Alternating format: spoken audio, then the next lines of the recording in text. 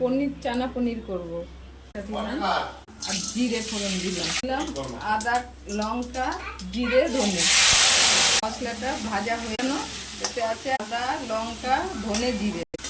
টমেটোটা দিয়ে দিলাম, আলুগুলো দিয়ে দিলাম, চানাগুলো দিয়ে দিলাম, লবণ দিলাম, হলুদ দিলাম, চিনি দিলাম,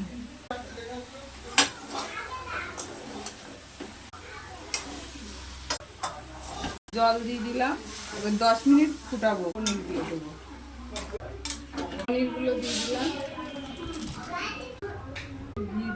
গরম মশলা দিয়ে দিলাম, আর 5 মিনিট ফুটাবো, তারপরে নামিয়ে হয়ে গেছে। বিপত্তারিণী পুজো, তাই চানা পনির করলাম। এই যে লুচি, এই যে আমার জন্য লুচি, 13টা লুচি খেতে হবে, তাই এই 13টা লুচি করে রেখেছি।